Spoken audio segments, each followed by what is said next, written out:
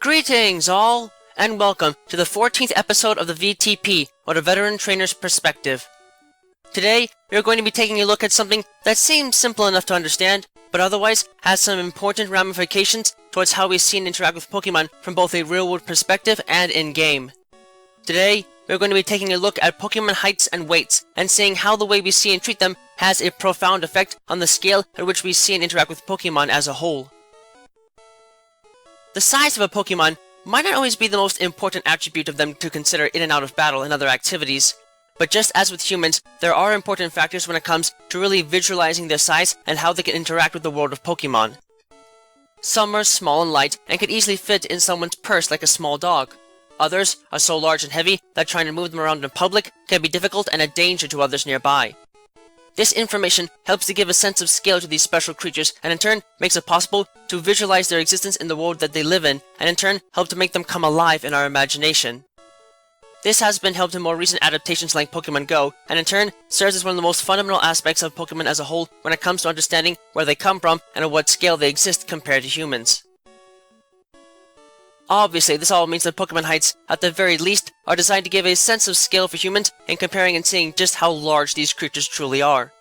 There used to be scales in regional Pokédexes that even showed how big Pokemon were compared to the average trainer in both height and weight, which was a nice addition that helped to cement this sense of scale to at least some degree, even if the information wasn't always completely on point. Weight, on the other hand, actually does have a level of vital significance outside of just visualization, as there are several moves and abilities in games that are based directly on this.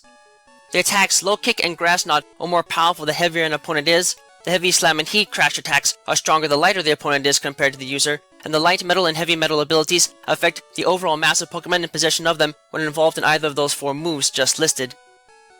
As such, the actual weight of a Pokemon has an actual impact on their combat abilities in some cases, and thus provides some vital information on the creatures that they are assigned to in turn. As mentioned already, the height and weight of a Pokemon is important for scale, but how deep does this really go, in truth? Well, it's not just the scale of Pokemon themselves that is important, it's also how they measure up compared to the rest of the world around them. Like in Heart Gold and Soul Silver, for instance, how large are these creatures compared to people, buildings, or other Pokemon? This is the kind of information that helps in building the world around us and seeing just how well it can actually handle the many different species that are out there. Some might seem fine to get into a building at first, but when you see their true scale compared to the rest of the world, it becomes a very, very different picture as a whole. Pokemon that could seemingly follow you inside your home are now too large to be able to do so, and those that are smaller might be so much so that they can easily be lost in a crowd. These world-building attributes as a whole give these creatures valuable context in how they interact with the real world, and in turn, how we can really see them in our own as if they are there. Again, Pokemon Go in particular has helped make this possible, and we should be thankful that modern games can make this sense of scale more apparent, even if things have to be adjusted in order to make it all fit on a single screen. And in adding to this, it is important that we take a special look at how the human scale compares to these creatures.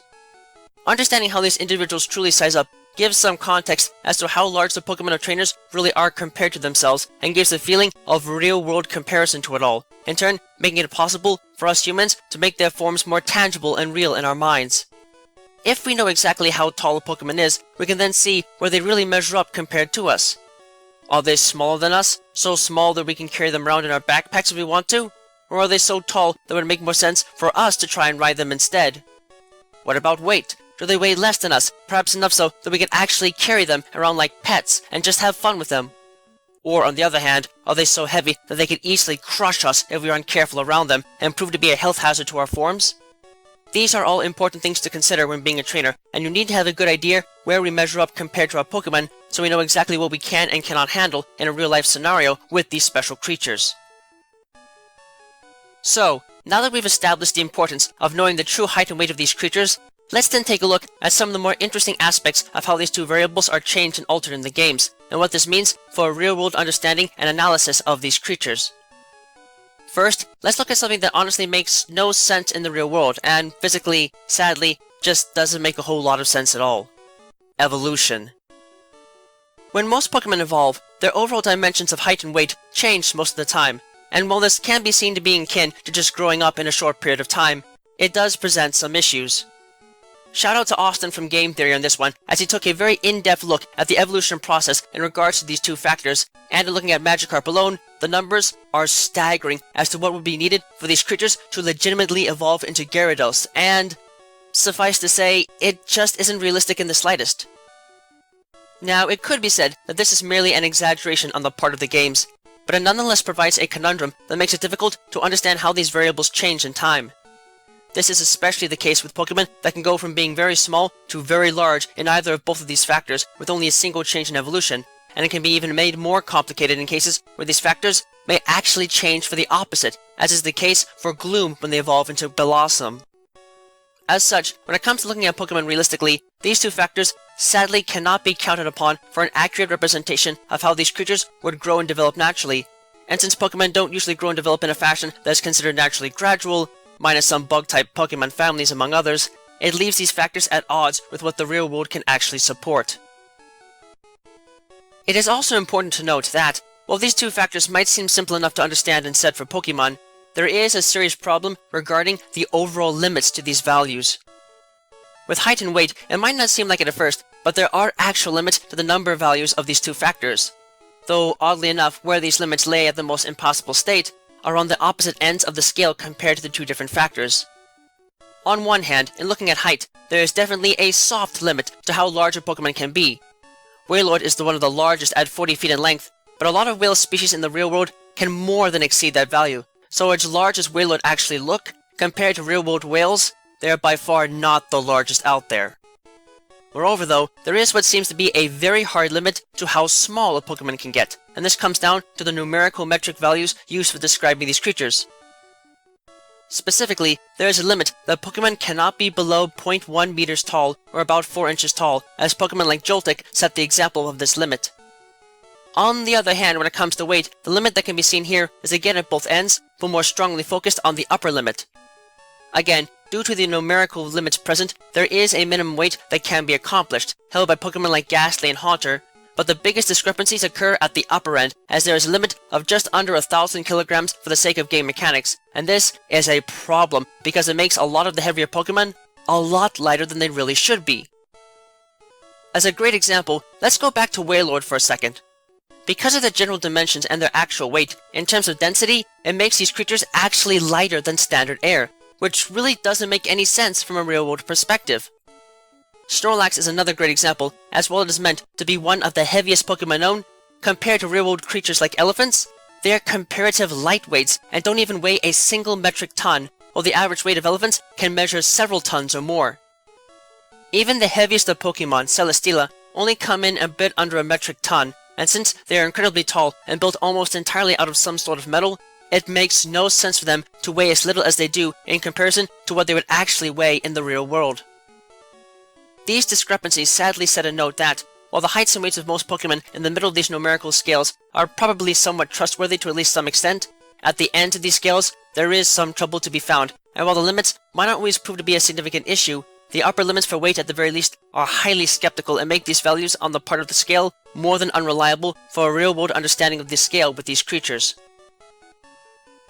Lastly, it should be noted that there is a further discrepancy that needs to be addressed here that regards height specifically, and it is one of the biggest problems when it comes to visualizing Pokémon in the real world: the anime and other media depictions.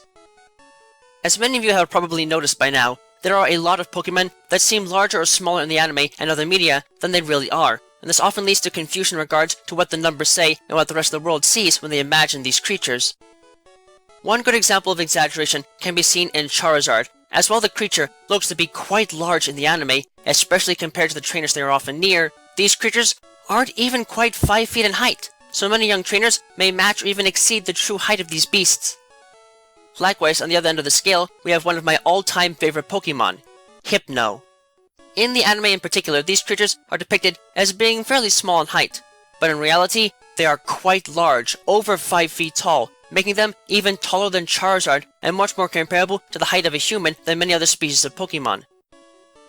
Honestly, I think that a lot of these discrepancies are merely created on purpose in order to make certain Pokémon more impactful than others. After all, a short Charizard does not exactly make a threatening figure, despite the fact that they are supposed to be short. Even the Detective Pikachu movie got this wrong, as Charizard is depicted as being a very large Pokemon when, again, in reality, it really isn't. This makes the anime and other forms of media, sadly, poor choices for getting an idea of the true size of Pokemon, and thus, all appearances of Pokemon in this form of media, among many others, should be taken with a grain of salt to make the viewing experience as enjoyable and factual as possible. While height and weight might seem like two factors that make sense as numbers and little more, there are still some interesting things to note about them regarding their purpose and execution, as highlighted here today. They might not seem like much, but they can certainly help to build the scale of the world of Pokemon and show clearly just how powerful creatures measure up compared to their surroundings, among other things. I hope that this little lesson today has piqued your interest towards looking into the more basic and fundamental aspects of the world of Pokemon in turn. But for now, that's all, so I'll see you all later on the next episode of the V.T.P.